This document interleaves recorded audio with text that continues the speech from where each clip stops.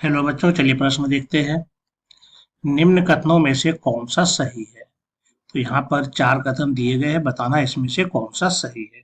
तो चलिए पहले हम मुख्य अवधारणा को देखते हैं। यहाँ पर मुख्य रूप से जो पूछा गया है प्रश्न, वो है नेफ्रॉन के बारे में, जिसमें कई पार्ट्स का नाम, कई भाग का नाम दिया गया है। मालपेशियन कार्पस्कल्स, केशिका गुच्छ, बोमेन संपुट, रीनल कार्पस्कल, ये सारा चीज। तो अगर हम ये देखें तो मनुष्य के जो उत्सर्जी अंग का जो वृक्क होता है, इसकी इकाई होती है नेफ्रॉन। ये नेफ्रॉन जो है वृक्क की इकाई होती है, जो रक्त छानने का काम करता है। इस नेफ्रॉन में कई भाग होते हैं। अगर इस नेफ्रॉन को अगर हम देखें तो यहाँ पर क्या होता है कि अगर हम देखें इसको, ये वाला भाग जिसको हम लोग कहते हैं बोमेन संपुट, ये होता है इस भाग को, और फिर ये जाकर आगे कुंडलित नलिका बनाती है।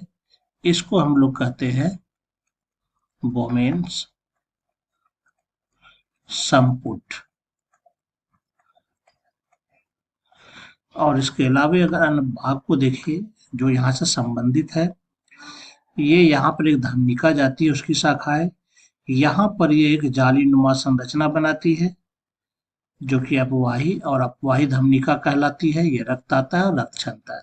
तो ये वाला जो भाग हो जाता है, जो कि कोशिकाओं का गुच्छ है, इसको हम लोग कहते हैं केशिका गुच्छ, यानी कि ग्लोमेरुलस कहते हैं इसको। और अगर बोमेन संपुट और केशिका गुच्छ दोनों को अगर हम मिला दें, यानी कि अगर हम इस भाग को ले लें, यानी कि जिसमें कि दो भाग हैं, एक है बोमेन्स संपुट और दूसरा होता है यहाँ पर केशिका गुच्छ।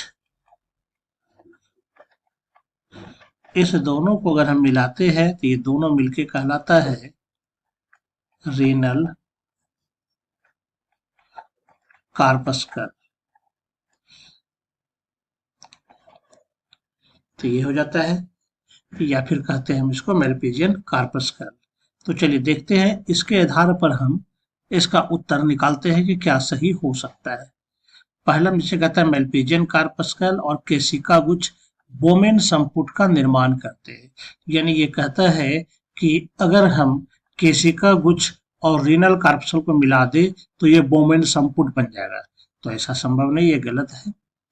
दूसरा हम कहता है रीनल कार्पस्कल और केशिका गुच्छ मिलकर मेलपीजियन कार्पस्कल बनाते हैं। तो ये भी यहाँ पर गलत हो जाता है। तो ये रीनल कार्पस्कल और मेलपीजियन कार्पस्कल एक ही होता है, और यहाँ पर केशिका गुच्छ को इसके साथ मिला करके ये बता रहा है कि रीनल कार्पस्कल बनता है। ये भी गलत हो जाता है। तीसरे में कहता है बोमेन कार्पस्कल और मेलपीजियन नलिकाएं केशिका गुच्छ बनाती थी। ये भी गलत हो जाता है। तो केशिका गुच्छ बिल्कुल अलग संरचना है यहाँ पर, तो ये सी भी नहीं होगा। डी में कहता है बोमेन संपुट और केशिका गुच्छ एक साथ मिलकर रीनल कार्पस्कल बनाती थी। बिल्कुल ये सही हो जाता है। ये बोमेन संपुट, ये केशिका गुच्छ, और दोनों मिलकर के रेनल कार्पस्कल बनाती थी। यानी डी नंबर हमारा क्या होगा यहाँ पर, बिल्कुल सही उत्तर होगा। यानी इस चारों में से अगर सही उत्तर को अगर हम देखें तो ये डी नंबर हमारा सही उत्तर बनता है। आशा करता हूँ आप समझ गए होंगे। धन्यवाद।